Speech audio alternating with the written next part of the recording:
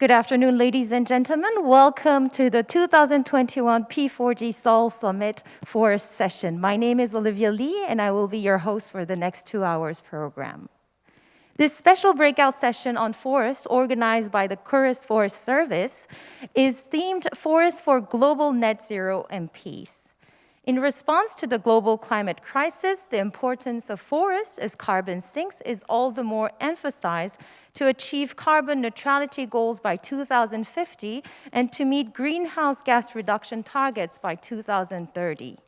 At the same time, however, the LULUCF sector, including agriculture and forestry, accounts for 23% of global greenhouse gas emission, which is why we must find ways to utilize in a sustainable and strategic manner our forests.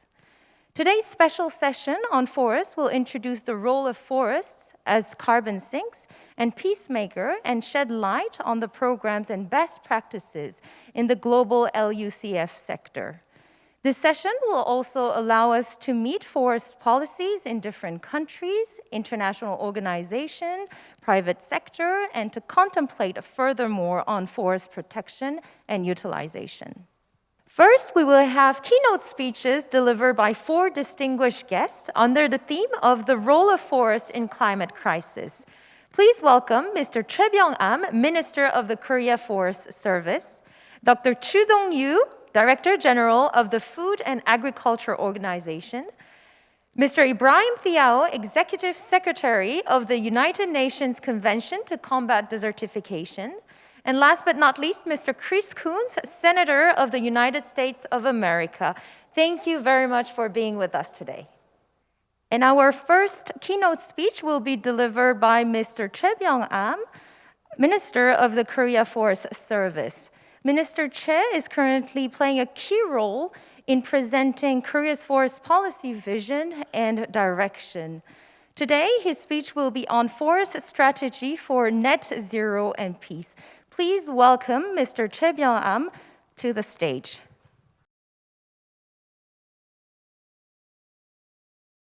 Distinguished guests, good morning, good afternoon, and good evening. I am Byung-am Choi, Minister of the Korea Forest Service. I'd like to express my gratitude to all the panelists who spared their valuable time for the special breakout session on forest. Despite the pandemic and speakers from abroad who delivered their video messages from the other side of the world,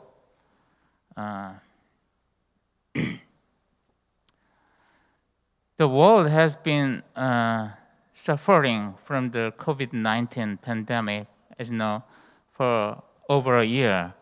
However, the next global crisis is already coming, climate crisis. This is why we are gathered here today to find the solution. I believe that the most important solution is forest. This is because forests are the foundation of the natural ecosystem. Growing forests saves our future generation, and the value grows over time. Certainly, forest is the antidote to our civilization. I'm sure you saw the pictures of a girl at the venue of today's event. This teenage girl is likely to stay alive until the year of 2021 to 2100. The year 2100 sounds too far to me, but to this girl, 2100 is going to be an ordinary year. 2030 might be one of her college years, and 2050 a year as a mother of her child. Now it is hard for us to cross borders due to COVID-19. To overcome the pandemic, all nations must come together. This is because all nations can go back to normal once COVID-19 is controlled completely. So the first letter P of the P4G Summit, which stands for partnering, has special meaning. Partnering indicates collaboration between governments or public sectors and the private companies. It also means advanced nations and developing countries need to share wisdom, technology, and experience with each other. In fact, the Ethiopian project of the Korea Forest Service has been selected as a P4G partnership project last year. As you see in the left side picture, this is a project of which the governments, public and private sectors of both Korea and Ethiopia. And in the right side, this project aims to restore the forest ecosystem and build a traditional style shade-grown coffee farm. I am confident that this project will successfully restore the forest ecosystem and generate sustainable income of local residents. Then, this business model will be replicated in other P4G member countries such as Kenya, Vietnam, Colombia, and Indonesia. Carbon neutrality or net zero is our ultimate goal, which will be discussed today. The value of forest in climate crisis is outstanding. When a forest is well managed, it is a carbon sink. But if it is mismanaged or burnt, it creates emissions.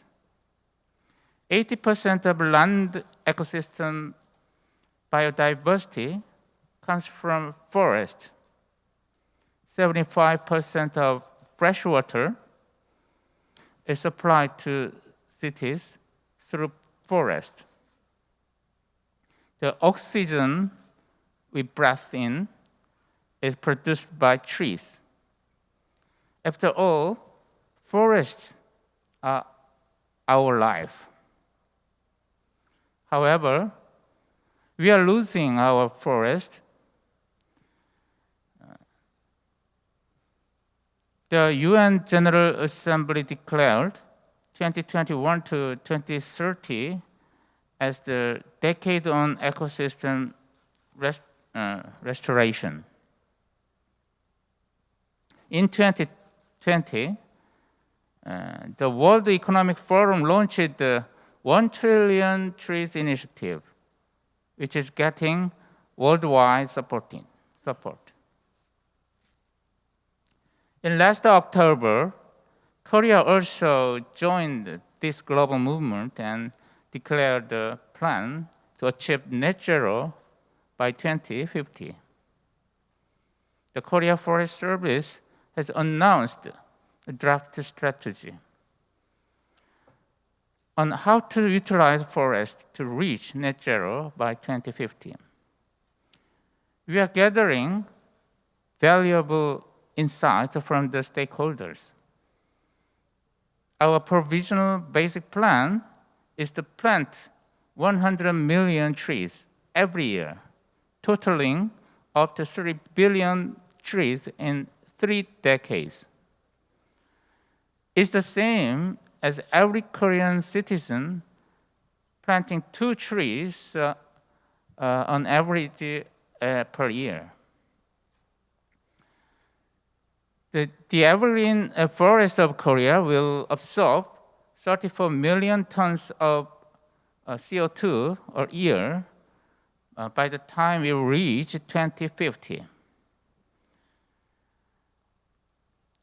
And another important role of forest is peace building. Peace building is another vision of the forestation. In addition to global natural,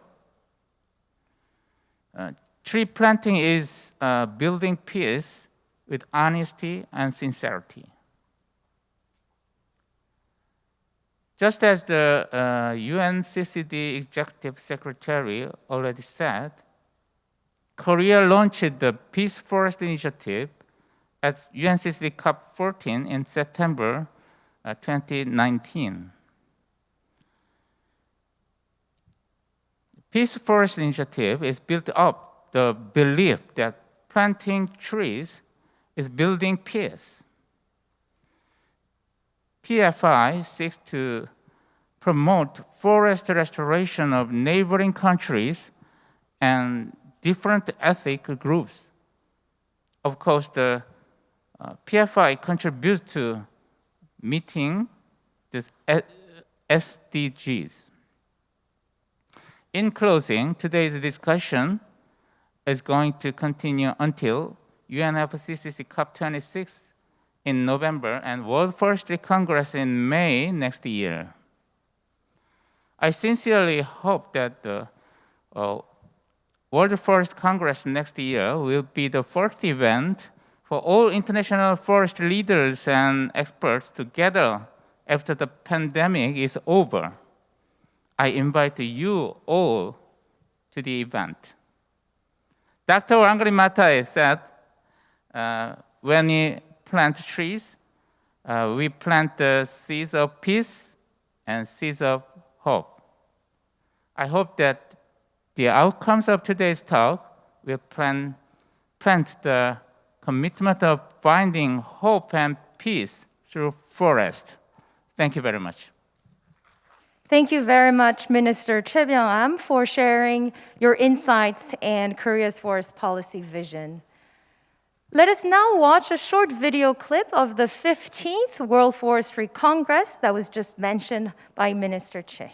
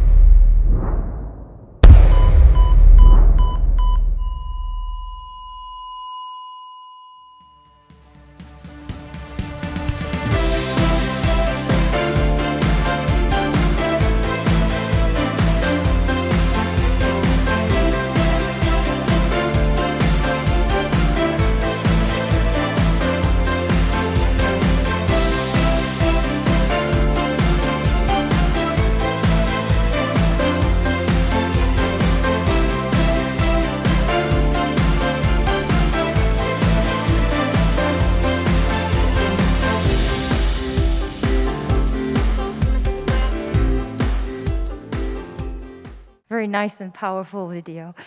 Next, Dr. Chu Dong-yu, Director General of the Food and Agriculture Organization, will speak on the role of forests and vision of the WFC.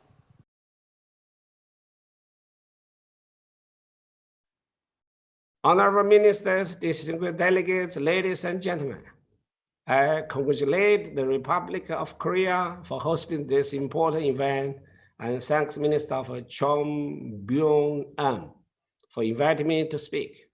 Climate change is one of the most urgent challenges for present and future generations. Increased global temperatures are affecting all regions and countries. with the most severe implication for those living in the poverty and food insecurity. We are still far from the 2-degree C objective set out in the Paris Agreement. Estimates suggest that the sum of all targets submitted so far will only limit global warming to 2.4 degrees C by the end of this century. Coupled with other factors, the COVID-19 pandemic has exacerbated world food insecurity and crisis. More than 155 million people are currently suffering from acute food insecurity. But there is hope. We can successfully address these challenges by working together. We can make the COVID-19 recovery process holistic, inclusive, sustainable, and green. As the global community responds to this time of unprecedented climate, health, and economic crisis, the net zero commitments are becoming part of the recovery package aimed at building back better and greener. Actions in the agriculture and forest sectors can greatly support this effort. As land-based emissions account for 23% of greenhouse gas emissions, coming largely from the converting forest land to agriculture. Both sectors can offer critical solutions in climate change mitigation and adaptation. Forests act as a natural carbon sink by providing food, feed, fiber, and income. They help to fight food insecurity and poverty, give us clean water and air, while the housing mostly of the Earth's terrestrial biodiversity. However, only sustainably managed forestry can provide these benefits. We must turn the tide on deforestation and forest degradation. A conducive financial environment is needed to prevent unsustainable forest management. For the greener and resilient future, all stakeholders must take decisive actions to build a forest-based solution into their strategies. Especially net zero strategy should rely on forests. Building on its broad expertise on sustainable forest and land management, FAO stands ready to assist members in building their capacities, transferring technologies, and supporting access to the climate finance. To maximize the potential of forests in achieving global net zero, we must share knowledge, both traditional and scientific. We must exchange data, good practice, and experiences. We must guarantee that appropriate financial instruments are available to support the countries in achieving these goals. And we must all come together. Governments, international organizations, research and academia, financial institutions, the private sector, civil society organizations, as well as indigenous people and the local communities. Ladies and gentlemen, the 15th World Forestry Congress to be held next year in Seoul is particularly important for dialogue, commitment, and partnership of all stakeholders. FAO is working closely with the Republic of Korea to ensure a successful and productive event. And the theme, building a green, healthy, and resilient future with forests, that contributes to the achievement of a 2030 agenda. FAO's new strategic framework for the next decade seeks to support the 2030 agenda through the transformation to more efficient, inclusive, resilient, and sustainable agri-food systems for better production, better nutrition, a better environment, a better life, leaving no one behind. I firmly believe that the implementation of FAO 4 Betters will contribute to net zero. And I'm hopeful that today's P4G special breakdown session on forests can provide a momentum to strengthen solidarity among all partners, foster dialogue, and inform on the scale of the commitments. I wish the P4G Seoul Summit every success. Thank you. Thank you, Director General Chu Dong-yu, for sending us your message.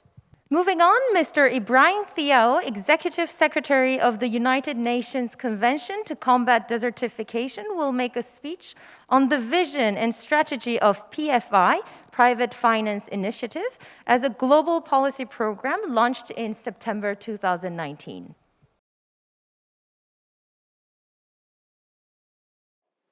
Excellencies, distinguished participants, ladies and gentlemen.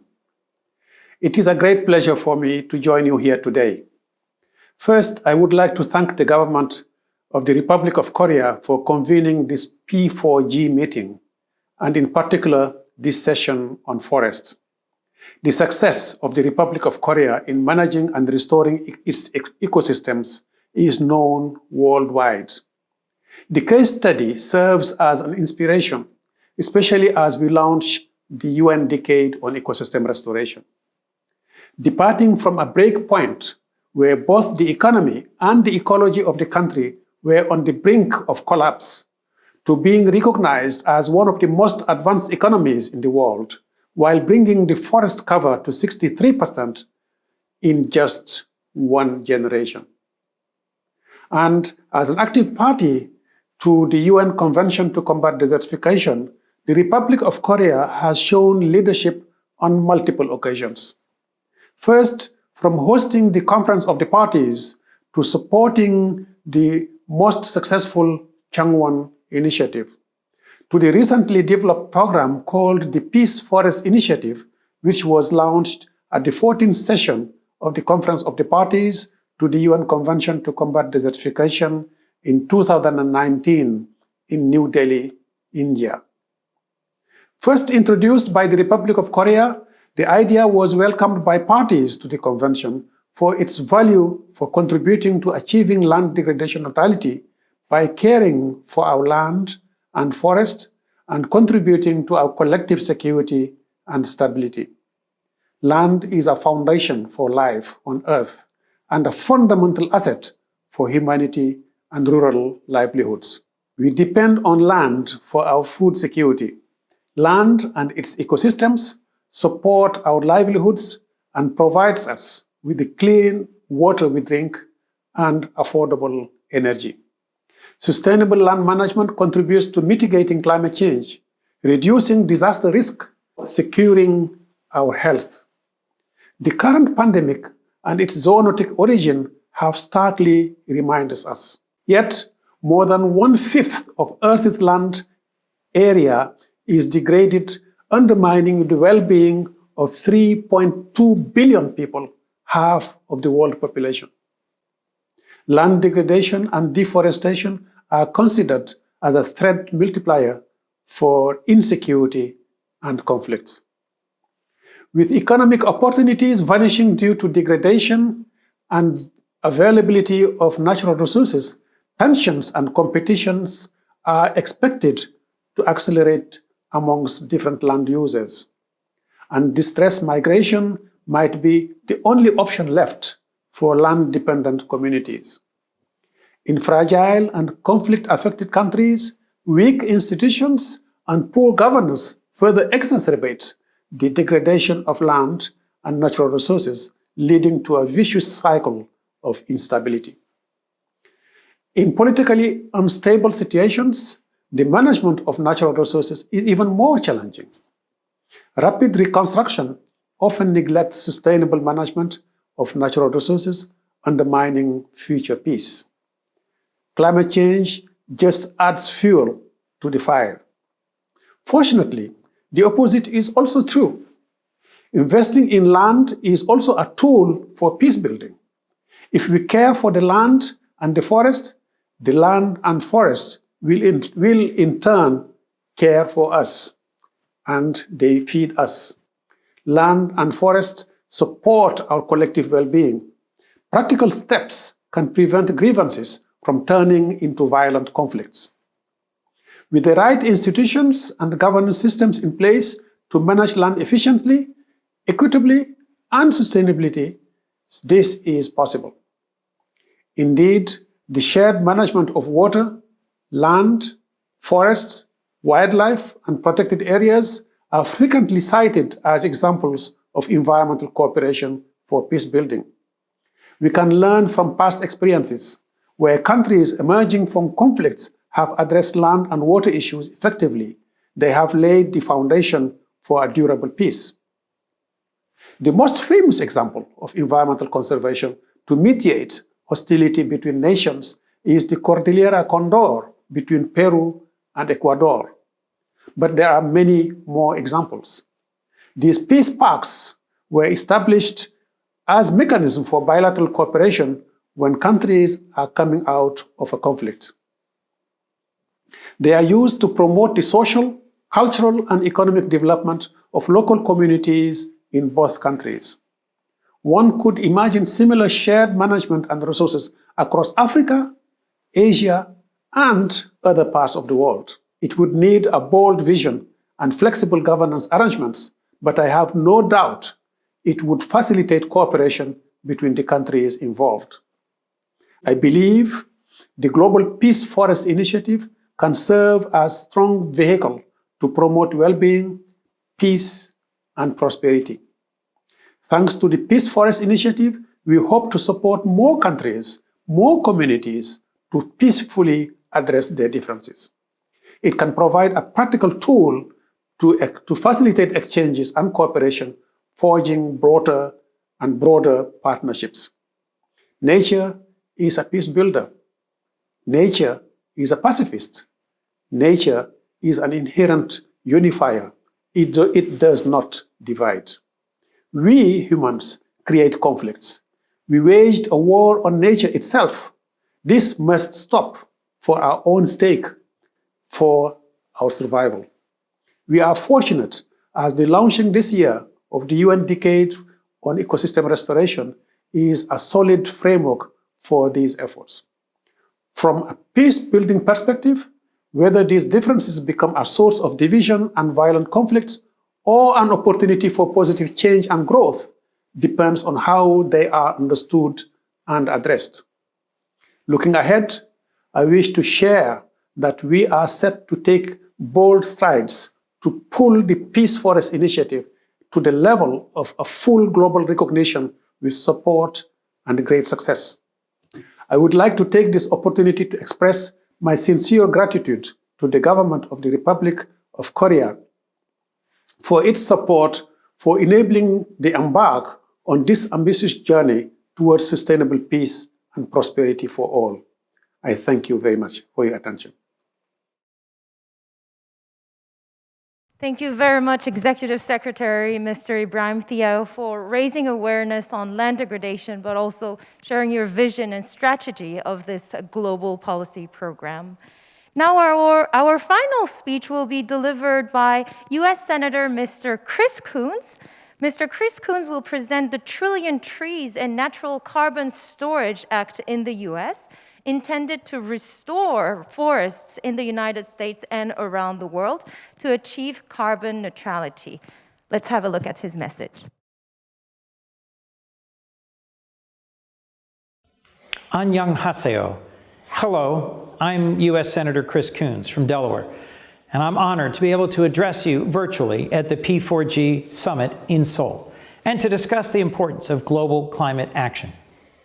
I'd like to first thank the P4G initiative for organizing this important summit and for your leadership in helping our world achieve a cleaner future. I also want to thank the government of the Republic of Korea and the Korean Forest Service for inviting me to participate in bringing attention to the important role that forests and our natural world will play in reaching net zero emissions. Our U.S. Secretary of State, Tony Blinken, was so right in recently saying that the U.S.-Korea alliance is the linchpin of peace, security, and prosperity in the Indo-Pacific. And I'm so pleased that President Moon is soon going to meet with President Biden in Washington, D.C. I last had the opportunity to visit Seoul in April 2019, and I deeply value the close and enduring partnership between the United States and the Republic of Korea. I greatly value our country's partnership and look forward to working closely with Korea on a host of pressing issues, including tackling climate change. Addressing climate change is a top priority for President Biden and many leaders in the United States Congress. Our president has taken significant climate action in just his first few months in office, rejoining the Paris Agreement, committing to eliminate half of U.S. greenhouse gas emissions by 2030, and committing to achieve net zero emissions by 2050. The only way to meet these ambitious climate goals is for countries around the world to work together, because emissions don't have borders, and neither do the tragic and growing impacts of climate change. Tackling climate change is also one of my top priorities in the U.S. Senate. That's why several years ago I co-founded the bipartisan Senate Climate Solutions Caucus with Senator Mike Braun. Senator Braun and I have also recently introduced the Trillion Trees and Natural Carbon Storage Act, which will help protect and restore healthy forest ecosystems and naturally capture carbon from the air by supporting abundant new tree growth that will also help landowners participate in carbon credit markets. I'm also working with Senator Rob Portman to reauthorize the Tropical Forest and Coral Reef Conservation Act. This bill provides debt relief to developing countries in exchange for long-term commitments to protect tropical forests and coral reefs. This existing program has already protected millions of acres in tropical forests, and we're simply rededicating the United States to extending it. These two bills are just a few of many examples of bipartisan support in the United States Congress for natural climate solutions. I'm also going to be working on other policies to invest in energy innovation, to make communities here more resilient, and to put a price on carbon, just as South Korea and so many of our international partners have already done. Thank you for allowing me to participate today and for your leadership in providing innovative solutions to tackling the climate crisis. I hope you enjoy the remainder of the summit, and I look forward to continuing to work across borders to advance strong climate action and fight for a more sustainable future. A heartfelt thank you to our speakers for participating in the P4G Seoul Summit Forest session today. Before we move on now to the next session, we would like to have a short Q&A session with the audience. So may I ask our Minister, Choi Byung-am, to come to the stage and answer the Q&A session, please. Thank you. I have a question to Mr. Minister. I understand that the forest sector net zero policy is under the framework of the President Moon Jae-in Green New Deal. So does the Korea Forest Service have policies for forests abroad? And which countries or regions will the Korea Forest Service focus on? Thank you, sir. Yes, thank you very much for your question. Of course, we are going to plant trees abroad as well. The Korea Forest Service is now actively cooperating with other countries based on our experience in successful forest restoration. In order to reach carbon neutrality, we are focusing on red plus. Currently, we are promoting pilot projects in 3 countries. For example, last year, we successfully reduced 650,000 tons of greenhouse gas in Cambodia. As this year is the implementing year of the Paris Agreement, we are going to expand our Red Plus project from Asia to Africa and Central America. Thank you. Thank you very much for your question, and also, Minister, for your answer. Thank you very much. Okay, we will wrap up the Q&A session.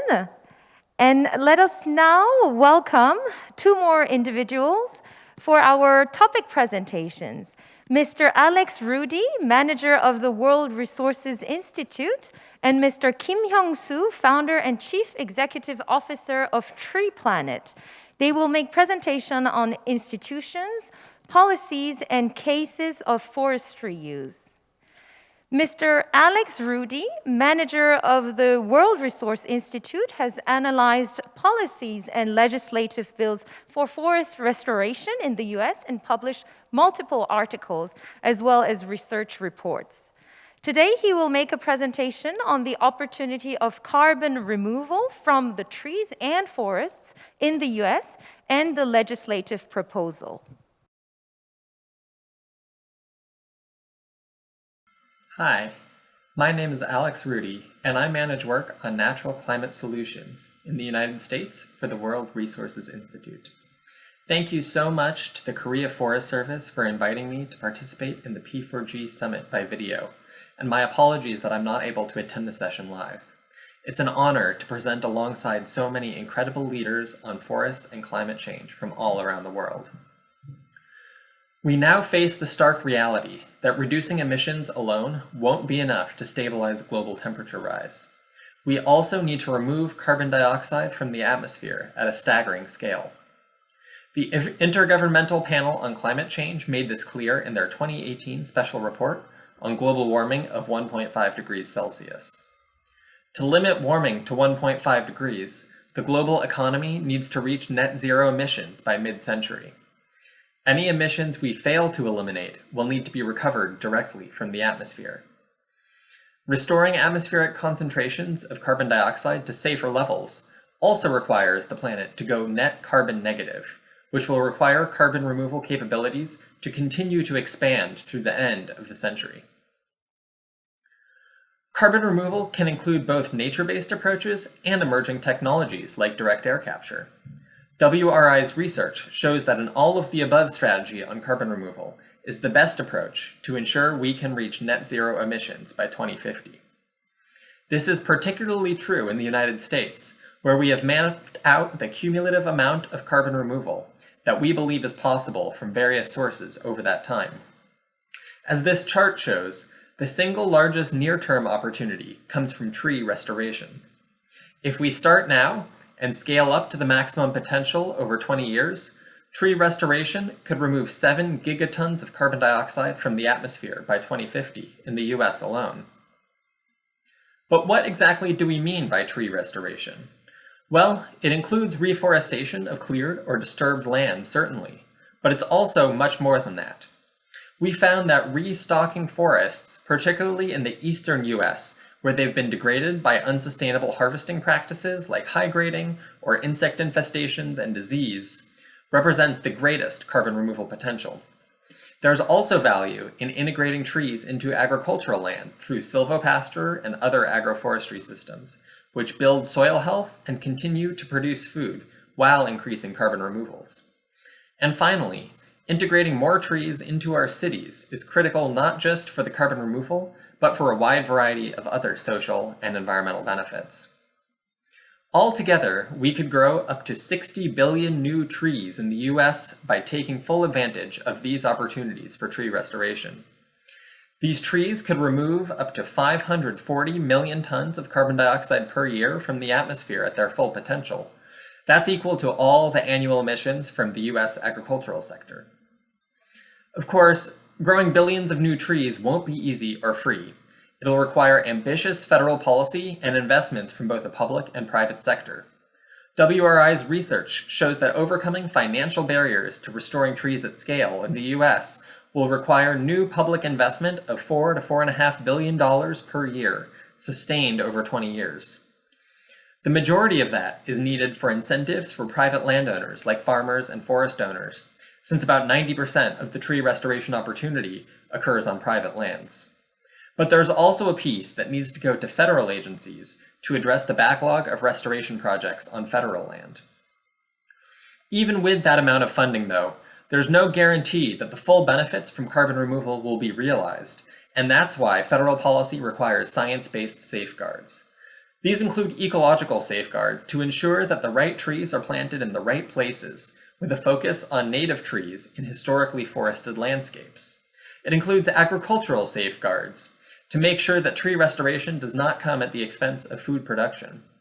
And it includes monitoring safeguards that account for emissions from timber harvesting or from land clearing, in addition to removals from growing new trees. We will also need additional investments beyond the tree restoration projects themselves to lay the groundwork for a scalable national campaign.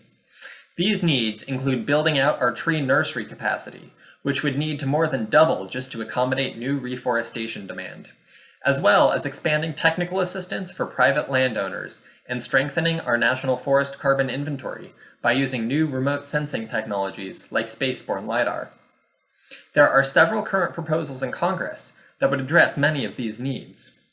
Senator Coons, who you heard give a keynote address just minutes ago, introduced the bipartisan Trillion Trees and Natural Carbon Storage Act, which would set national targets for carbon removal from forests and other lands, invest in nurseries, and improve monitoring capabilities. Another important proposal is the Climate Stewardship Act, which would provide billions of dollars to landowners for practices like tree planting that remove carbon. And the Bipartisan Replant Act would address the need on federal lands by expanding the Reforestation Trust Fund. These are just a few of the most promising bills before Congress. We now need the support to pass these pieces of legislation, showing that the US can lead on this issue and begin to work to restore billions of trees across our country. Here at WRI, we have several initiatives underway to accelerate tree restoration, both in the United States and around the world.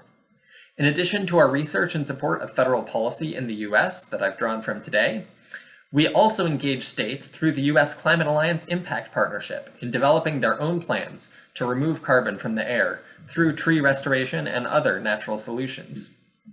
Internationally, our Global Restoration Initiative has a strong track record on this issue through programs like Initiative 20 by 20 in Latin America and the Caribbean, AFR 100 in Africa, and the recently launched TerraMatch platform.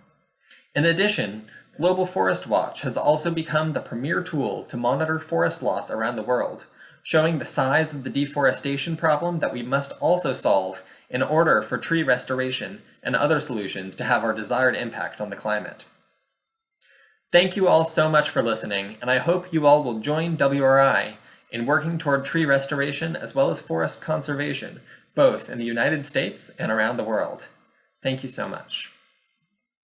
Thank you very much for your presentation. That was Mr. Alex Rudy, manager of the World Resource Institute. Next, we will have an on-site presentation. Let me now introduce Mr. Kim Hyung-soo, founder and chief executive officer of a Korean social venture company called Tree Planet. Mr. Kim has also participated in P4G partnership project in Ethiopia. And in today's session, he will present P4G partnership business model, agroforestry for people and peace and prosperity in southern Ethiopia's coffee growing region. Please welcome him with a warm applause. Hello everyone, my name is Hyung-soo Kim, CEO of Tree Planet. Thank you for coming. I can starting to my introduce and my presentation. Presentation subject is the power of the partnership. Wood and lumber produce fruit and provides for homes for animals. But today, trees are cut down to past, desertification and fine dust and forest fire and COVID-19. Tree Planet started in 2010. The creative way to planting trees for every people all over the world.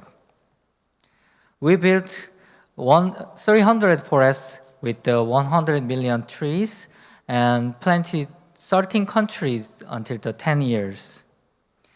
First step is the Tree Planet game. This game is very simple. You can grow up the virtual tree, we will planting the real tree. But you can using the advertisement item, such as the fertilizer and solar power water pump, and receiving the advertisement item fee and donating to the NGO. Let's show you the video. 게임을 좋아하는 지연이가 나무를 심으면 어디선가 진짜 나무가 심어집니다. 지연이의 나무가 자랍니다. 게임을 하다, 환경을 살리다. The trees, the virtual world were planted in China desert in 2013. We can plant the tree and together solar power system, because they don't using the solar power system, so they can keep the water. So 2017, it changed the world. It's planting the tree and grow well. Do you like the BTS? So many K-pop stars and fan clubs is so many where. So we can build up to the BTS forest and girls' generation forest with together the star fan clubs. Let's show you the video. 자신이 사랑하는 스타의 이름이 붙여진 나무들은 그들만의 특별한 날에 심어졌다. 1992년 5월 6일에 태어난 백현 오빠를 위해서 2014년 5월 6일에 숲을 만들었습니다. 가까이 할 수 없는 스타 대신 팬들은 숲을 가꾸고 돌본다. 그리고 자연스럽게 숲을 사랑하는 마음으로 이어진다. 제가 백현 오빠를 사랑하는 만큼 나무를 정말 열정적이게 키우도록 하겠습니다. 졸업하기 전까지 네, 절대 시들지 않게 할머니 돼서도 할게요. 올게요. 전 영원한 네. 엑소엘이니까. I'm a tree hugger, but they are tree lover, maybe. Next is Forest in Peace. Is remember the event that our society should not forget and pay our respect the brave citizen. So 5 years ago, we have the very big accident in Seoul Memorial. It's a problem. So we made the Seoul Memorial Forest with the Audrey Hepburn's family. Let's show you the video.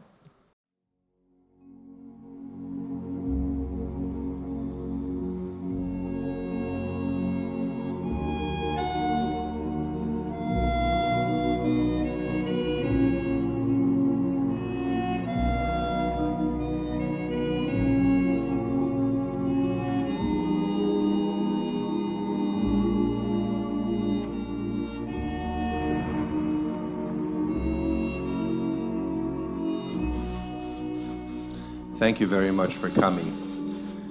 We are here today as a family, not as politicians, not even as humanitarians, but as a family to extend our hand and our heart to all the families that have been affected by the tragedy of the sinking of the MBC wall. A year has now passed, and instead of sending flowers to the families, we wished to create something beautiful, a natural platform amidst all of the investigations, all of the pain, all of the politics. We wanted to create a platform that would bring some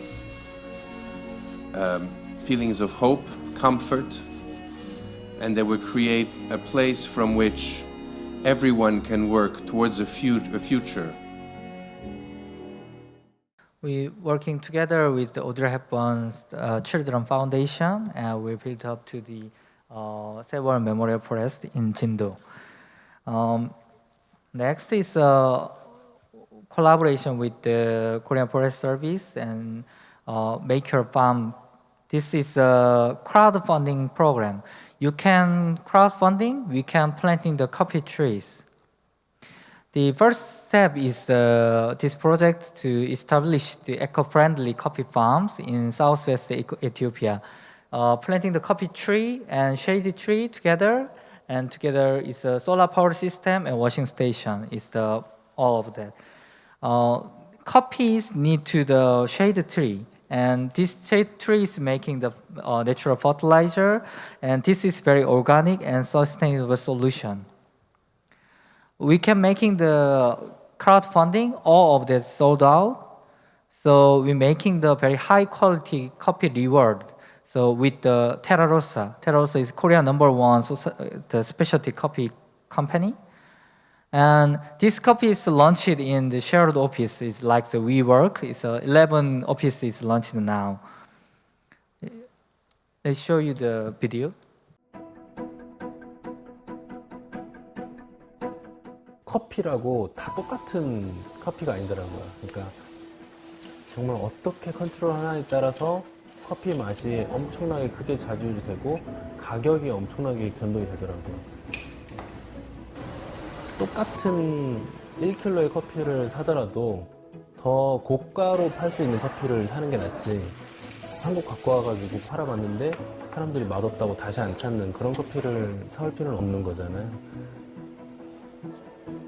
근데 그거를 이제 좋은 의도로 농장에 적용을 해보자면은, 농장에서 이왕이면은 커피나무 관리를 잘 해서 좋은 퀄리티의 커피를 생산만 해준다면 우리는 얼마든지 한국에서 잘 팔 수 있는데, 이게 이제 가장 기본적인 생각이었던 거예요.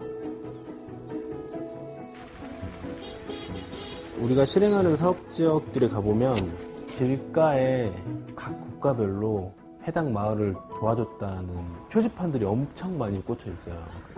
모르겠어요. 마을 자체가 아주 막 잘 사는 것 같지는 않아. 여전히 엄청나게 무너져 있고, 그래서 저 돈들은 다 어디로 갔나? 약간 이런 생각이 들 때도 있어요. 가장 경쟁력 있고 실력 있는 로컬 파트너를 찾아서 그들이 가장 잘 알고 있는 마을 사람들과 함께 협업하도록 하고, 우리는 거기에서 나온 최고의 결과물, 제일 맛있는 커피를 한국에 있는 소비자들한테 판매를 해서 수익을 얻고, 그걸 다시 돌아가서 농장에 재투자하고.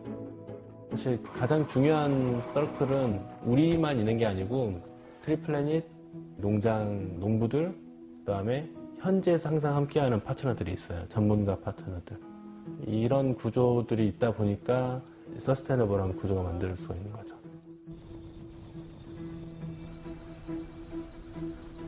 그늘나무를 심으면 커피가 더 맛있다, 이런 정도만 알고 있었는데, 에티오피아에 가보니까 그늘나무 수준이 아니고 완전 그냥 정글이에요, 정글.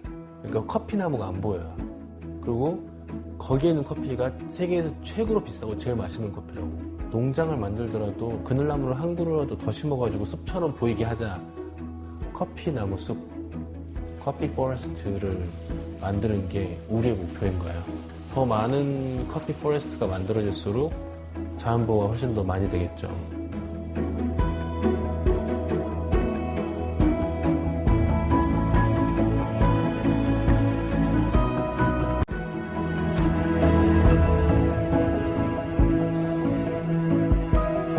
이 친구들한테 나 저번에 왔지? 나 또 왔어. 다음에 또 올 거야.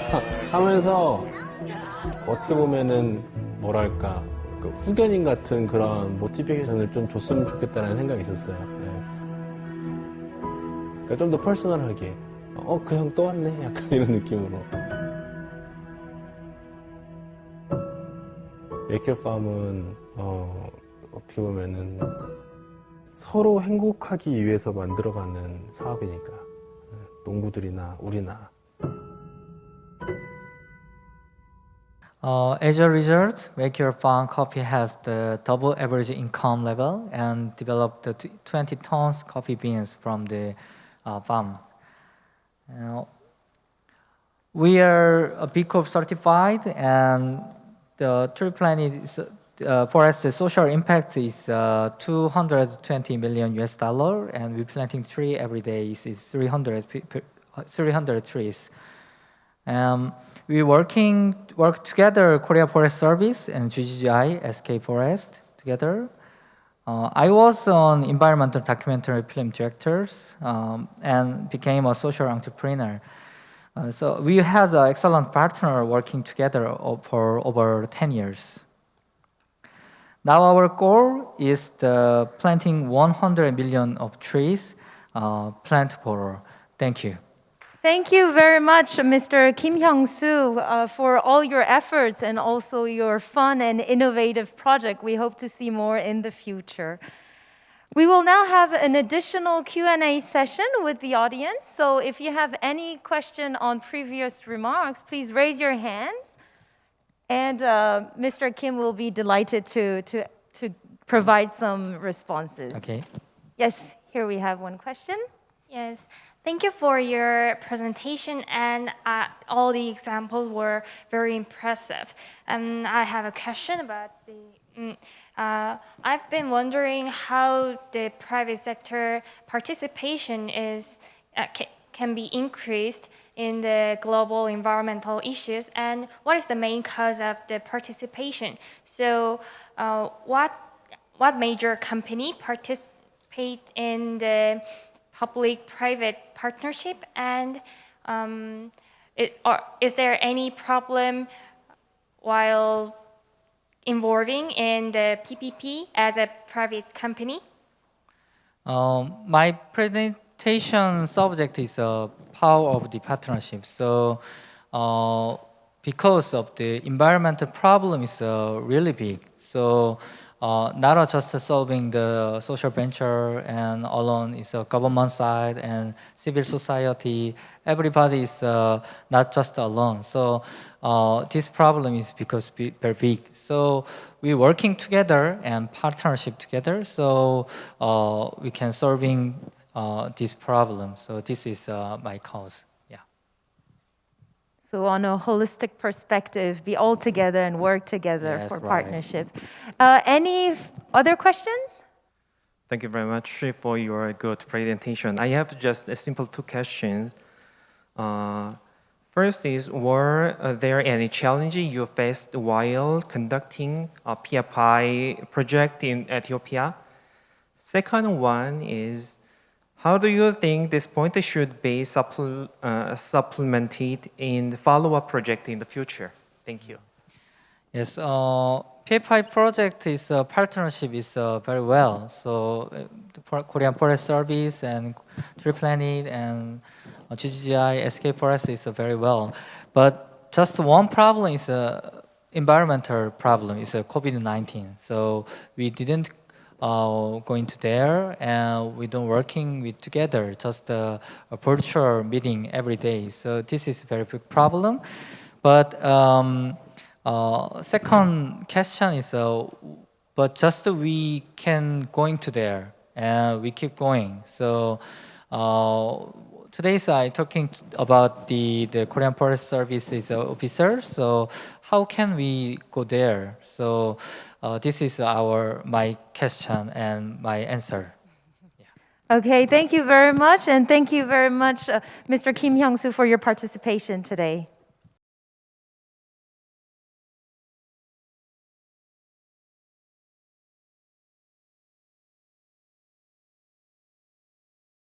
Next will be a panel discussion chaired by Ambassador Hyo-eun Jenny Kim, Deputy Director General of the Global Green Growth Institute. And we have the great honor to be joined by 5 panelists today. Ambassador Frode Solberg, His Excellency Norwegian Ambassador to Korea. Mr. Ricardo Calderon, Executive Director of the Asian Forest Cooperation Organization. Ms. Milagros de Camps, Deputy Minister of the Ministry of Environment and Natural Resources of the Dominican Republic. Mr. Herman Velasquez, Director of Mitigation and Adaptation Division of the Green Climate Fund. Mr. Chung In-bo, Chief Executive Officer at SK Forest. And lastly, Dr. Park Eun-sik, Director General of the Korea Forest Service, who will answer questions on behalf of the panelists who could not join today's session. Thank you, Olivia. As emphasized by previous speakers and presenters, forest can play a significant role in transitioning into a low-carbon, resilient world of strong, inclusive, and sustainable growth. As we know, forests provide food, medicines, wood, fiber, and employment. They moderate fresh water flows, clean the air, and influence regional and community precipitation. Globally, forests provide a home to 70 million indigenous people and accommodate 80% of biodiversity on the planet. In addition, forests play a critical role in the fight against climate change by removing CO2 from the atmosphere. But unfortunately, forests and their ability to provide these wonderful benefits are under a serious threat, as we all know. In 2019, the world lost roughly 1 soccer field of forest every 6 seconds. The expansion of agriculture, mining, timber extraction, and other unsustainable practices are destroying and degrading forests around the world. Deforestation and forest degradation account for approximately 11% of carbon emissions, more than the entire global transportation sector. As a result, halting deforestation and helping forests to recover naturally could provide up to 30% of the climate solution. If tropical deforestation was a country, it would rank the third in CO2 emissions, only behind China and the United States. Therefore, forest is essential in achieving UN Sustainable Development Goals and implementation of Paris Climate Agreement. So, in this panel discussion, we will exchange ideas and experiences how to maximize the role of forest, the best natural solution to humanity's urgent climate crisis. We will also share views how forests can contribute to build peace and restore community as well, because forestation and agroforestry in degraded lands and conflict areas can provide opportunities to build community spirit and economic growth potential. So we have excellent panelists delivering diverse perspectives and views on the role of policies, projects, finance, and entrepreneurship on forest. His Excellency Ambassador of Norway to the Republic of Korea is joining virtually. Mr. Ricardo Calderon, Executive Director of AFOCO, is here with us. And Ms. Milgros de Cam, Deputy Minister from the Dominican Republic, is joining online as well. And Dr. German Velasquez, Director from Green Climate Fund, is with us. Mr. Chung In-bo, Chief Executive Officer from SK Forest, thank you for your presence. Also, Director General Park Eun-sik from Korea Forest Service is joining. So I would like to ask a question to all panelists. I'd like to invite you to elaborate the key efforts of your country, your organization, or your company to make forest as a key driving force in climate action, community restoration, and peace building. I also ask you to share your best practices or key lessons learned from your experiences. Deforestation and land degradation are more serious in developing countries. However, there is still a perception or view that natural conservation is only possible in rich countries, not relevant in developing countries. However, I am sure that you have good evidence and also success stories that forest can create more opportunities for sustainable economic growth. So I explained a little bit long. However, in a nutshell, my question is mainly three things. Please explain what your organization, your country, your company is doing, and what are the best practices and lessons learned. And thirdly, I would like to ask you to share what will be the next steps towards global net zero and peace by fostering forest. So let me invite the ambassador from Norway first, and then I will invite next panelists. Ambassador, please. Dear Madam President, dear Minister Che, Excellencies, ladies and gentlemen, dear friends. Let me first start by thanking the Korea Forest Service for the opportunity to say a few words at this important seminar on forests for global net zero and peace, which is a part of the P4G Seoul Summit's Green Future session on forests. Today's seminar is important, as it will highlight the effects of forests as having the greatest potential for carbon removal and explore ways to strengthen international cooperation through forests. Destruction of forests threatens millions of people, often among the world's most vulnerable, and whom many are depending on forests in their daily life. But all of us should be concerned, as this is a development that has serious effects for the whole global community. Unless we manage to halt tropical deforestation swiftly, we will not reach the Paris goals, with the consequences that will have for all of us. The Republic of Korea has successfully launched the Peace Forest Initiative, together with the UNCCD Secretariat. In many parts of the world, conflicts tend to be linked to forest areas. Many such conflicts extend beyond borders and involve more than one country. Conflicts over natural resources are common. Parties in ongoing conflicts often revert to illegal logging and illegal export of forest products as a source of quick cash. Some conflicts are caused by, or made worse by, an unresolved dispute on land, tenure, and access to resources. Therefore, land restoration and programs to support sustainability in land use can be powerful tools for promoting peace.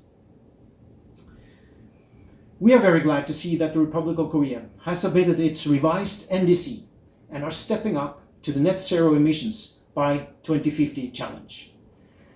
This is in many ways quite parallel to Norway, and we note that many of the strategies to be used also are similar. Last year, Norway released a plan for curbing domestic climate gas emissions, and our ambition, as expressed in the revised NDC, is to reduce emissions by at least 50% by 2030. In both countries, the use of forests as carbon sinks is one of many elements of the strategy. Time is running out to protect our tropical forests from irreversible loss. A new type of collaboration is essential to fight the climate crisis and achieve net zero emissions globally by 2050. This is why Norway is proud to have joined our partners in the LEAF Coalition, which is bringing together government and private sector resources to support the large-scale efforts that must be mobilized to halt deforestation. Let me conclude by underlining our gratitude for the close and continuous cooperation we have with the Korea Forest Service. We hope this seminar could serve as a platform for increased level of global cooperation in helping countries reduce their deforestation, enhance restoration, as well as improving the livelihoods of forest-dependent people. And not the least, it could inspire us all to even stronger commitments. Thank you very much. 감사합니다. Thank you, Ambassador Solberg. Actually, Norway is a leading country regarding supporting forestation, not only domestically, but globally. Okay, next, I would like to invite Mr. Ricardo Calderon, Executive Director from Asia Forest Cooperation Organization. Actually, AFOCO is a regional organization specifically focusing on forest collaboration. Therefore, I believe that you have many stories to share regarding forest's role as carbon neutrality vehicle. So, Ricardo, you have the floor, please. Thank you, Madam Moderator. I'm Ricardo Calderon, the Executive Director of the Asian Forest Cooperation Organization. Our presentation will basically focus on the role of AFOCO on the global net zero and peace. The COVID-19 has significantly slowed economic growth, disrupted processes in the supply chain, increased unemployment and inequalities and livelihood of countries around the world. However, global platform and initiatives for government are in place, including the private sector, for the world to build back better and realize sustainable development without threatening the health of planet Earth. The recently concluded 16th session of the United Nations Forum on Forests, wherein the forum considered the interlinkages between the global forest goals and target and sustainable development goal. The UN Decade of Ecosystems Restoration that aims to support and scale up efforts to prevent, halt, and reverse the degradation of ecosystems worldwide, and raise awareness of the importance of successful ecosystems restoration. The 15th session of the Conference of Parties of the Convention on Biological Diversity for the post-2020 Global Biodiversity Framework that built around the 2050 vision of living in harmony with nature. The 26th session of the Conference of the Parties of the United Nations Framework Convention on Climate Change, and the submission of the updated nationally determined contributions, wherein forests may be part of the sectoral targets or part of the economy-wide target. The Bond Challenge to restore 350 million hectares by 2030, the Davos 1 trillion tree initiative that aims to unite and promote reforestation efforts worldwide, mobilize funds and political support, the World Business Council for Sustainable Development Forest Solutions Group that aims to advance the bioeconomy and a thriving forestry sector, healthy, productive forests, and people, including the well-being. And presently, the P4G Summit here in Seoul, wherein the Asian Forest Cooperation Organization organized a side event entitled Forest-Based Solution, A Path to Build Back Better, reiterating the role of forests in the global net zero ambition.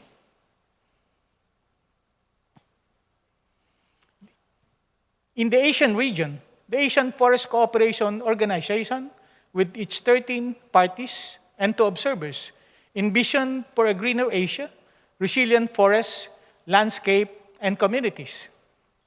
Granted observer status in the 75th session of the UN General Assembly and accredited as an ODA-eligible international organization by the OECD Development Assistance Committee that provided for the strong basis for APOCO in joining the global initiative for regional action on the role of forests in global net zero, forest-based solutions, and sustainable development.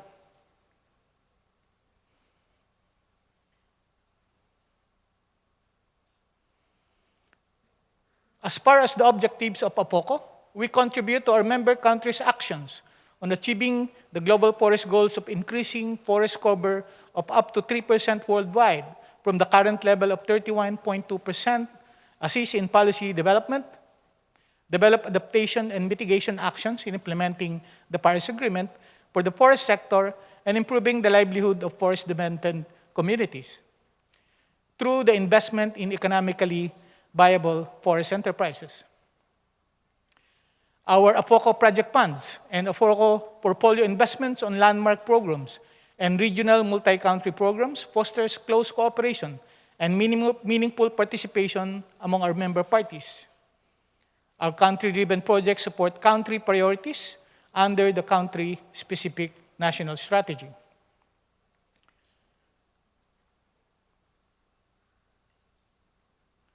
We are expanding our partnership and coverage beyond the forest sector through the Landscape Partnership Asia in partnership with C4 and Global Evergreening Alliance. We are striving to restore 10 million hectares of dry lands and drought-prone areas in South Asia, East Asia, Southeast Asia, and Central Asia by 2032. Our focused landmark and regional programs and county-driven projects serves as a platform for exchange of technical expertise and technical cooperation as we open the line of communication through technical discussions, sharing of project experiences and milestones. Our training programs at the Regional Education and Training Center for policymakers and frontline forestry personnel enhances forest governance, improve capacities of forest institutions, and sharpen the technical skills of frontline forestry practitioners. Our capacity development program includes science and technology exchange partnership for our forest researchers, graduate scholarship program for Asian government officials, our fellowship exchange for officials of member parties for knowledge enhancement. APOCO also facilitate access of member parties to diverse sources of funding mechanisms and help equip themselves with skills and capacities in communication, networking, and fund mobilization. Through the Landscape Partnership Asia with its founding members, C4 and the Global Evergreening Alliance, wherein APOCO is performing the dual role as founding partner and at the same time the secretariat. APOCA envisions to build robust partnership amongst government, efficiently mobilize financial, human, and technical resources to achieve transformational change within landscape in the rehabilitation of 10 million hectares of dry lands and drought-prone areas in South Asia, East Asia, Southeast Asia, and Central Asia by 2032. As a formal multilateral development organization, the Asian Forest Cooperation Organization shall continue to provide the bridge in order to enhance cross-sectoral cooperation and broaden coordination among member parties, party institutions on the management of forests for the sustainable production of economic goods and ecosystem services, biodiversity conservation, climate change mitigation, and adaptation in order to achieve sustainable development. Thank you very much. Thank you, Mr. Executive Director. Yes, we have heard the activities and efforts by one developed country and one regional organization. So now I'd like to move to a developing country. Therefore, Ms. Milagros Ticam, Deputy Minister from Dominican Republic, her message is ready. So let's hear the views from a developing country. Greetings to all from the Dominican Republic. We are delighted to announce in this important summit our intention to adhere to the Peace Forest Initiative, an initiative which accelerates the implementation of the United Nations Convention to combat desertification by creating a network to facilitate knowledge exchange and multilateral cooperation in order to improve the livelihood of communities affected by land degradation and ensuring peace through joint management of transnational resources. We're confident that through enhancing cooperation between our countries, together we will be able to deliver land degradation neutrality and the achievement of SDG 15 of protecting, restoring, and promoting sustainable use of terrestrial ecosystems, and consequently combating desertification.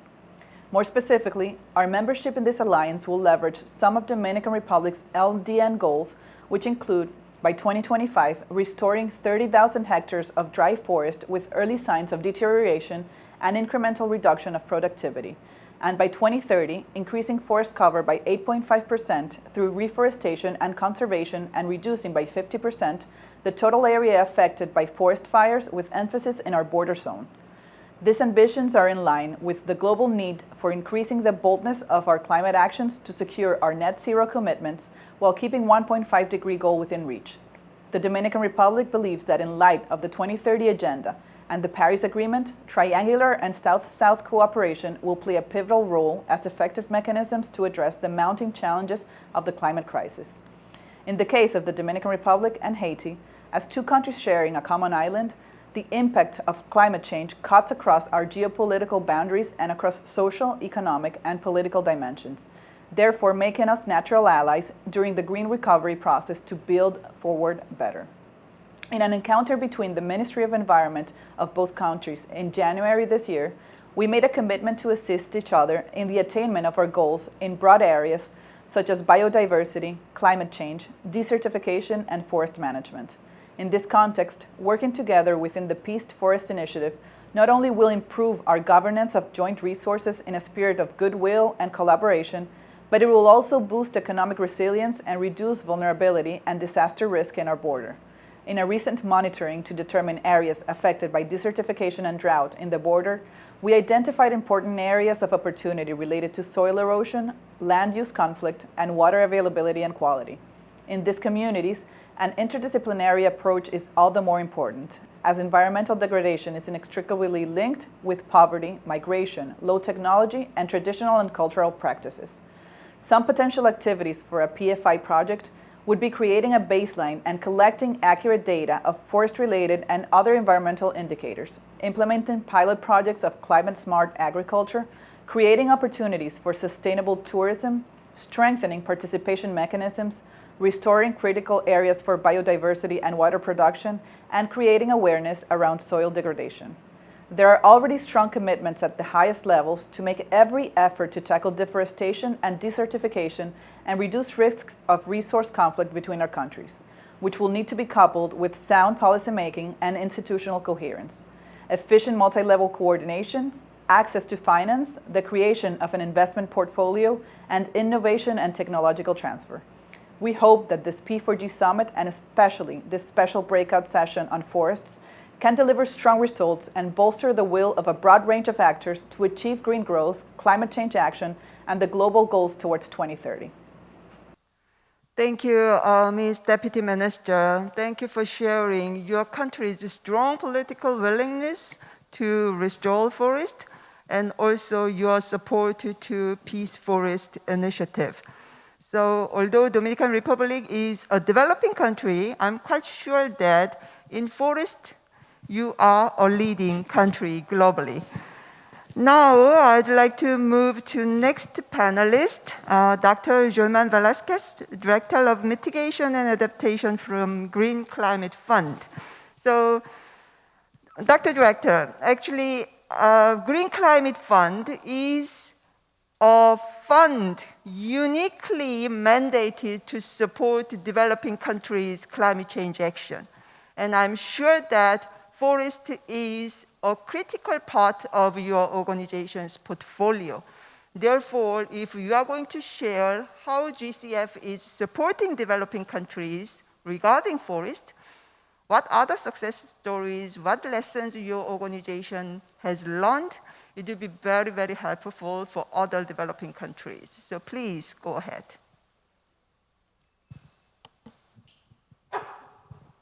Thank you very much. For those of you who don't know the Green Climate Fund, we are a critical part of the Paris Agreement. In fact, we were created to be an instrument, a financial instrument of the Paris Agreement. And we are mandated to help countries, in fact, in their fight on climate change, to help them in their climate resilient and low emission pathways, to help them implement their ambitions as articulated in their national determined contributions. We have 8 areas that we invest in. It's shown in this graph. And these are the amounts of funding that we have invested so far. We're quite, very good that we can invest in a wide range of areas. And as you can see here, there are 2 particular areas that are of interest to forest and land use, and that is ecosystems and ecosystem services. That's the 3rd area. And the last one, which is forest and land use. However, all of these areas contribute to our work on forestry. Working with our partners, we have invested so far $8.3 billion with a total funding size, including co-finance, of $30 billion. The amount of investments that we have invested on forestry and ecosystems is about close to $2 billion. Now, what do we do on forestry and land use? What's the focus of the GCF? We focus on, 1, conservation, because we think that conserving is the cheapest and most cost-efficient approach. The other thing is that in our work, we think that there are simply carbon that is irreplaceable. We should not allow it to be released. So for these ecosystems, like for example, peatlands, our approach is conservation. So conservation areas is a particular core area. It's a very efficient investment area for us. The second is restoration. You've already heard that there is the decade of restoration coming up, but restoration is particularly more costly than conservation, but it's a very important aspect of work that we do. The third one is sustainable use, because forests are not there not to be used. There are also important aspects to be harmoniously used by people. So therefore, forests need to be used for livelihood, so sustainable use and sustainable management. Now, the work that we do so far is actually, because of the ability of the GCF to invest at scale, we invest in landscapes, total landscapes. So we look at the whole jurisdictions. We are able to work in the totality of the jurisdiction. The other thing is that we work on trying to make or encourage zero emission supply chains and private sector initiatives. We also do social forestry, and finally, RED+. So this is another thing that we do.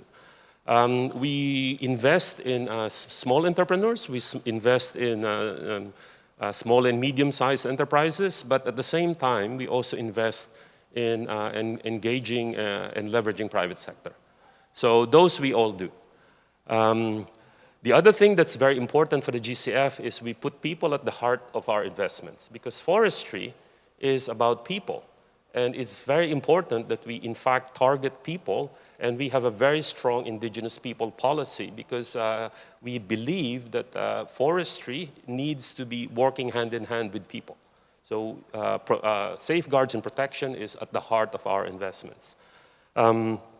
The other thing is that there was some talk about the Great Green Wall. This is one of our flagship programs for the Great Green Wall. And in here, the work that the GCF is doing actually leverages all of the investment areas that we do. So we not only try and encourage forestry, we also try and manage the land, but also we try and promote renewable energy access. So the totality, and also livelihoods. So the totality of our investment in the Sahel to try and promote a wall of forest to stop the spread of desertification in Africa is a very important work that we're doing, not just for climate change, but also for development. Now, there was some talk about REDD+, and in 2017, the GCF started what we call results-based payments. So we started with an initial allocation of $500 million.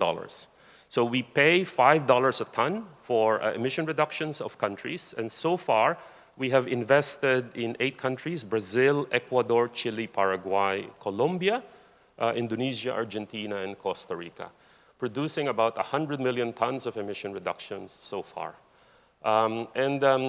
Now we've learned a lot in our work on REDD+, and the things that we have learned include equity, safeguards, and also the role of the GCF in non-market and market, because there was some question, I think, in a little bit earlier about the role of the private sector.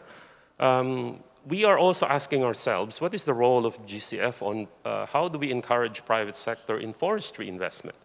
Because if we only pay $5 a ton, that means that if we invest the totality of our $10 billion, it's not going to be enough, because the need for forest restoration and conservation will be in billions, if not in trillions.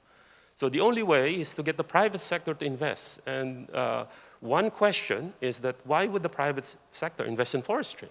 Now, there are these net zero goals, and as we know, it's not just the governments, it's also the private sector. And for them, it's either they invest, they make part of their business towards climate change, or if they cannot do that, to meet the net zero goal, they have to buy emission reductions. Now, why don't they invest or buy reductions from forestry? That's the question. And there are a lot of problems. One problem, of course, is regression. Because what if you invest and there's a forest fire? So therefore, what you invested is gone. So we have to ensure that there is no regression. The second thing is traceability. When I invest, I need to know where it is. And the third problem is that it's not just carbon, it's also about people. And as I've said, forestry, if you're not careful, you could displace indigenous people. It's a very important aspect that you do not serve one against another goal. So it's ESG, environment, sustainability, and governance. So most private sector are interested in the totality of these three. So without dealing with all of that, we cannot get the private sector to invest. So what is the future? With the negotiations of the Climate Change Convention on Article 6 and the possibility of the growth of carbon markets, and there's a lot of projection of the voluntary carbon market growing tremendously in the coming years, the question is, what is the role of the GCF in that? Are we a public sector entity that just pays $5 a ton? Or is there a role for us to encourage private sector investments so that then we could enable them to actually meet their net zero goal? So that's, I think, the future. We have no answer yet, but we're waiting for the negotiations to continue. Thank you. Thank you very much for sharing GCF's vision and activities. Also, you emphasized a lot about the role of private sector. When we are talking about climate change action and net zero by 2050, many experts, they say public money is not enough at all, and governments efforts are not enough at all. And private sector's participation, their investment is crucial. Therefore, I'm very pleased to invite one panelist from private sector, Chief Executive Officer from SK Forest, Mr. Chung In-bo is here. So yes, from the private sector's perspective, why your company is interested in forest, what activities your company is doing, where are you investing? Please share your experience and vision, please. Thank you, Jenny. 안녕하세요. I'm In-bo Chung, CEO of SK Forest. First of all, it's an honor to be part of a panel at this P4G Summit Forest session. I hope that this event will spread out a bond of sympathy around the world about the importance of the forest as a carbon sink.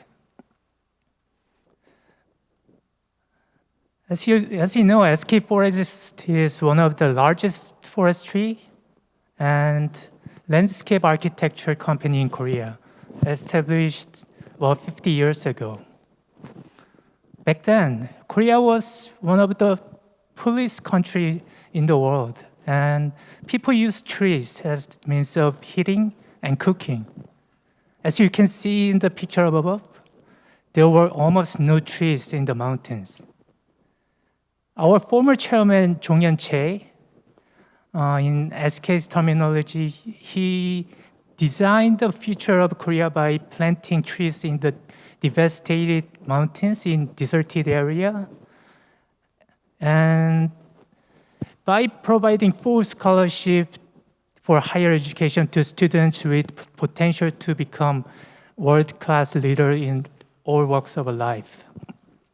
Big picture he had in mind was that when the trees grow in full, they could become the source of the scholarship fund, but it never really did happen due to various reasons. But instead, now we are facing a climate crisis, and maybe carbon issue might give us opportunity to fulfill his former chairman's dream.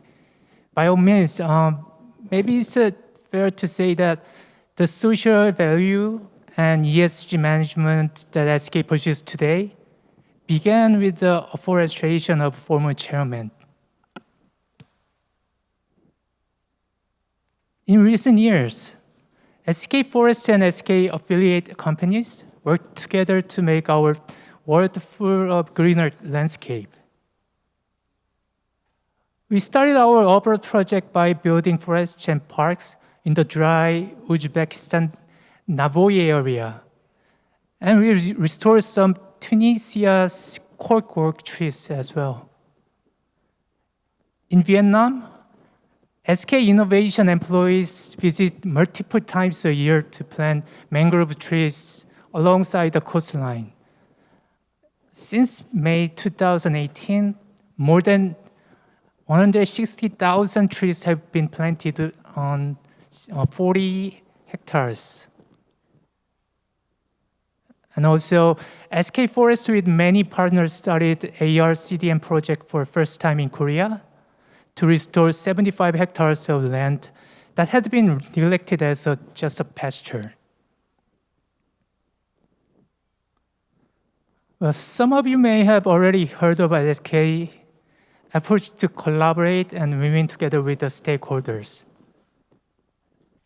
Throughout the years, concepts have changed from creating social value to creating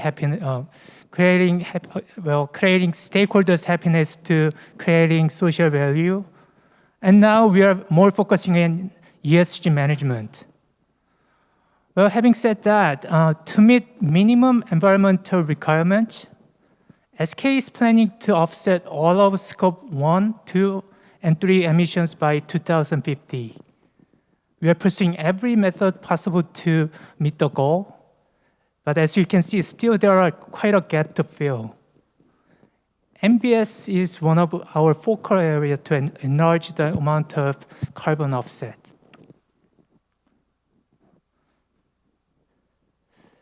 To make that happen domestically, SK Forest is designing a structure to support and revitalize private forestry sector to cultivate better trees and enhance carbon sink.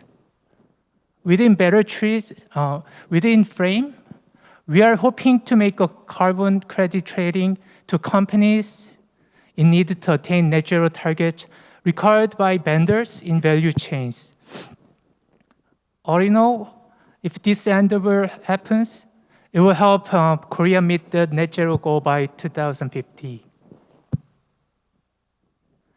Global-wide forestry is another target area for SK Forest in years to come.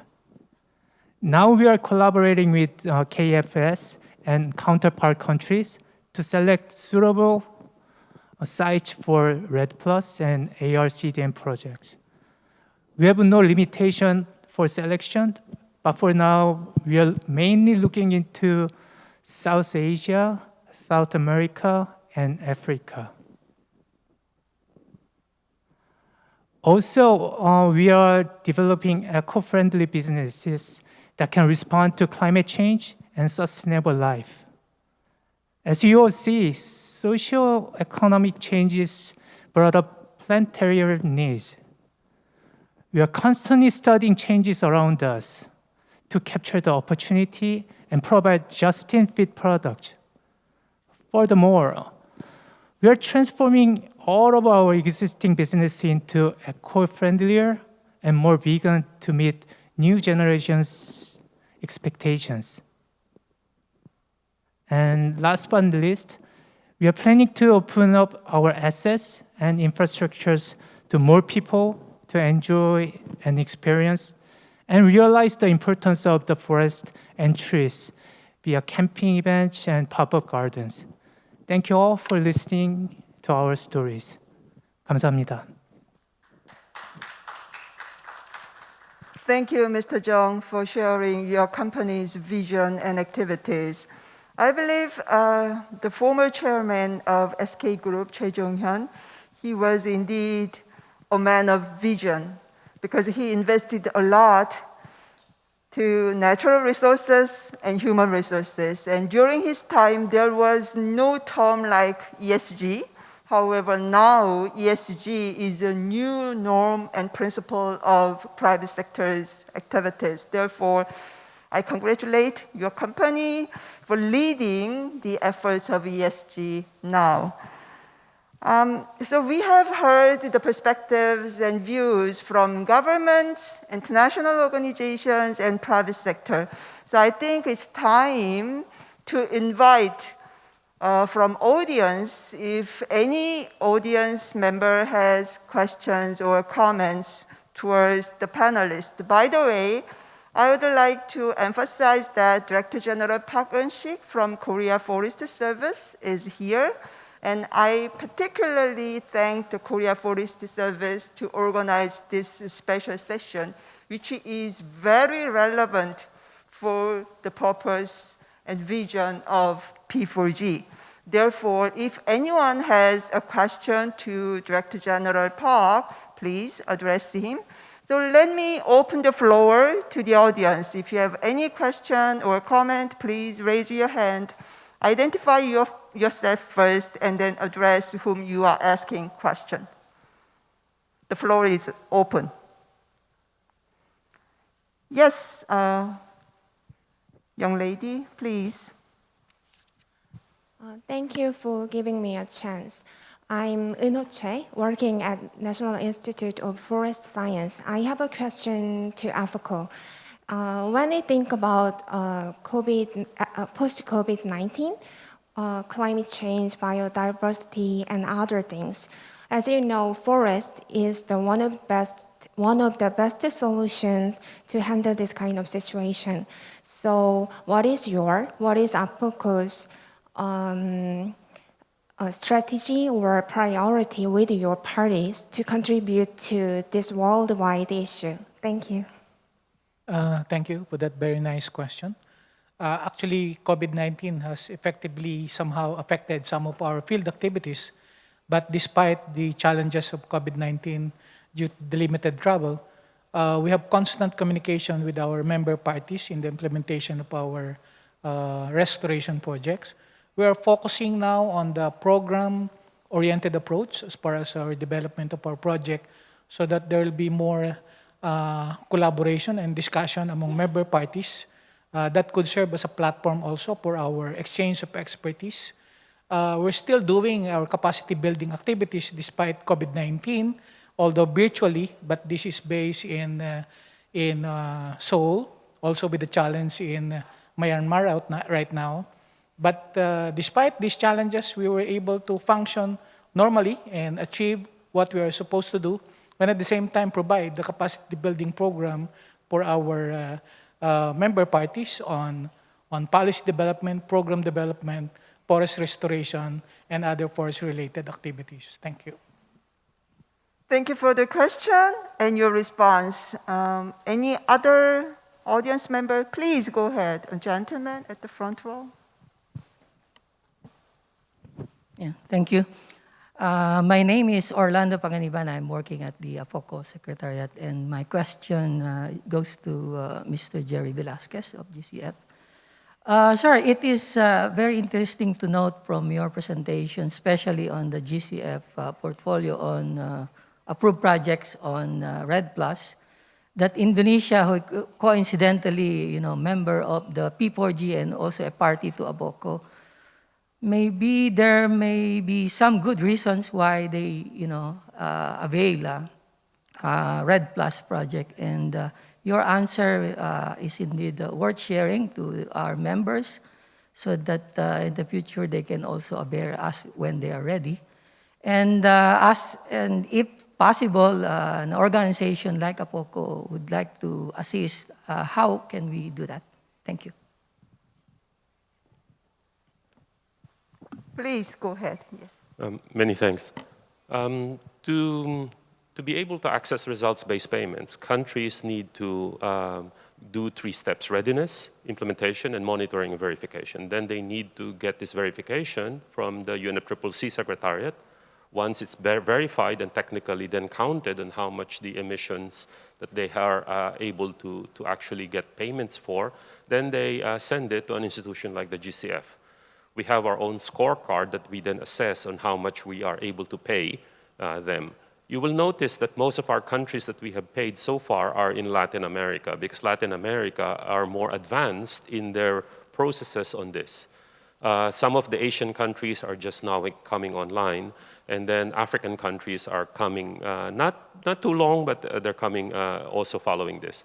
Now, the key aspect of this is that the funds are payments for results that they have already achieved. So that means we pay them for things that have already happened. It's not for the future. They've already achieved the results in the past. Now, it's so the money that we give them, in the case of Indonesia, $100 million, where do they use that? So that's the important aspect. The last thing we want is that they use it for deforestation, or they use it for something that does not lead to increasing the forest cover. So a very good thing that Indonesia did is the proceeds that we gave them, it's actually decentralized. So it's actually also given, because usually either you keep them in the central government, as budget support. The case of Indonesia, they actually decentralized it for the implementation of their forestry plan. So it's very good. Now, in the case of AFOCO, what can AFOCO do? So AFOCO could help countries like Indonesia, and there are many countries in Asia that are not yet eligible for results-based payment through our readiness program. Each country is eligible to receive up to $1 million per year just to get ready to access GCF resources. And these $1 million, they could actually channel it to any partner, including AFOCO, if they so wish. And usually it is a government institution, mainly it's GGGI, our strongest partner. It could be a UN agency, and so on. Depending on their priority, it could be JICA, for example, so they do that. So getting countries ready, we do get a lot of readiness requests to help countries get ready. And it could be in the first 3 steps: getting ready, getting implementation, and getting the monitoring and verification. So these are all eligible within the $1 million of the country per year. Thank you. Thank you for your question and the response from GCF. Anybody else? Please, yes, another gentleman. I'm Hee-Han from National Institute of Forest Science. Thank you very much for today's nice discussion and presentation. I have a simple question to Dr. Park Eun-sik, Director General of Korea Forest Service. Today I was able to see several cases between the countries to collaborate for the carbon reduction to achieve the net zero target. So would you give me some additional or more detailed comments on what are the effort of Korea Forest Service in international cooperation to achieve the national net zero target of the country? Thank you. Thank you for your question. As is well known, the forest is an important carbon sink. On the other hand, however, it is said that land use and land use change and forest sector accounts for 23% of the global greenhouse gas emissions. This is why we need to focus on forest restoration and protection. I think for the successful best practice in international cooperation, action, and collaboration are the two major pillars of the best practices. So in terms of action, the Korea Forest Service is taking actions in implementing various forest projects in developing countries and cooperating with the international organizations. At the same time, we are putting efforts together with the global communities. I think no single country can solve current environmental crisis alone. I think the visible outcomes can be reached only when countries work together. So, for instance, the Korean government is taking part in the global forest initiatives such as forest and landscape restoration mechanism with FAO, and forest ecosystem restoration initiative with CBD, and Changwon initiative and Peace Forest initiative with UNCCD. Also, the KFS will start a new P4G project in Ethiopia, which aims to restore forest ecosystem and promote the sustainable agriculture. I think as well as this field project, we are engaged in the global dialogue actively. For example, we recently joined the FACT dialogue, forest, agriculture, and commodity trade dialogue of UNFCCC. I believe our work will make an advance toward the sustainable and resilient future. So the Korea Forest Service wants to collaborate with the other partner countries and international organizations. So we have lots of interest in the Red Plus project in developing countries. At the same time, we will keep going on with the international organizations to restore the forest and develop the local livelihood for the developing countries' people. So this is a brief activities of the Korea Forest Service in terms of the forest restoration and protection. Thank you very much. Thank you, Director General Park, for sharing Korea's vision. By the way, as far as I know, it was emphasized at the Minister of Forest's speech as well. The 15th World Forestry Congress will be held in Seoul, Korea next year, 2022. And I would like to invite two international organizations heads, international organizations representatives, yes. So APOCO and GCF, both organizations are located in Korea. And I am sure that you are working very closely with Korea Forest Service in preparation for World Forestry Congress. World Forestry Congress must be a global gathering to reconfirm the strong commitment regarding forest as a main vehicle to achieve carbon neutrality by 2050 and peace building, community restoration as well. Therefore, if I just invite you to share briefly what will be your suggestion or recommendation to Korean government as the host country of the Congress to lead. So if you make any suggestion to Korea to lead this matter regarding forestry, it will be very useful for Korea KFS to be better prepared. Yes, we are very much work very closely with the Korea Forestry, Korea Forest Service along this line. In fact, we are already discussing on the pre-Congress event for the World Forestry Congress. And this is a Congress, we will name it Asia Forestry Congress. As a prelude to the World Forestry Congress, we're planning to highlight research institutions and share, it's like a research forum. And then in the morning and in the afternoon, we're planning to have a capacity development program as a forum also, because these are two very important low-hanging fruit. It's a low-hanging fruit as far as forest and forestry. You know, forest and forestry is not just a sector. It's an activity and a process. And research and capacity development is a very important component when it comes to forestry restoration activities. Thank you. Thank you very much sharing your support to Korea Forest Service from APOCO. So GCF must have suggestions, recommendations for Korea to lead in preparation for World Forestry Congress. Please. Thank you very much. It will be our pleasure to contribute to the World Forestry Congress.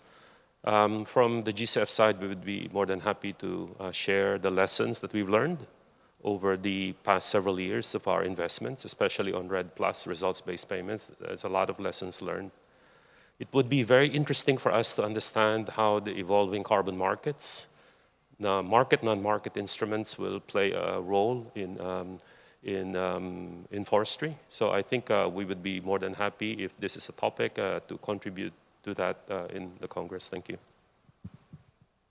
Thank you very much. Maybe Mr. Park, if you want to add, if you want to respond briefly to the international organization representatives regarding World Forestry Congress next year. Yes. Thank you, Jenny. Thank you very much for your suggestion and opinion. Actually, I'm the Secretary General for the World Forest Congress Secretariat. So maybe your participation will be highly appreciated. So I'd like to add some more of my opinion on this session on behalf of my minister and my organizations. I'd like to thank you all for accepting the invitation to this special session on forest. I think this session is very meaningful to us.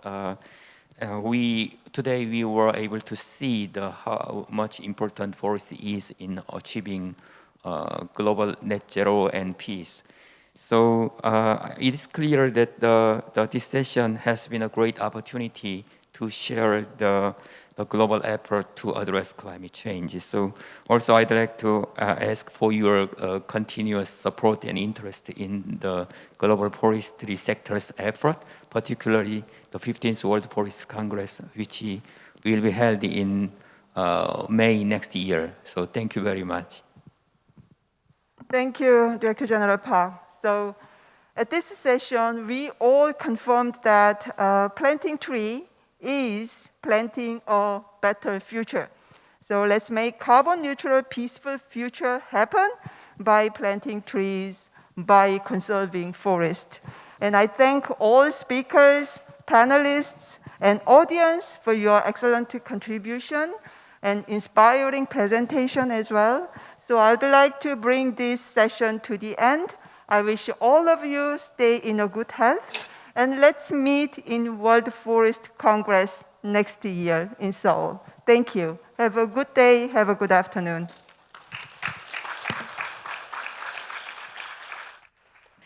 This has been the 2021 P4G Seoul Summit special breakout session on forest. We would like to extend our sincere gratitude to our guests, participants, and also viewers online who stayed with us until the end of the program. So thank you once more, and we hope you enjoyed the rest of the P4G Summit. 감사합니다.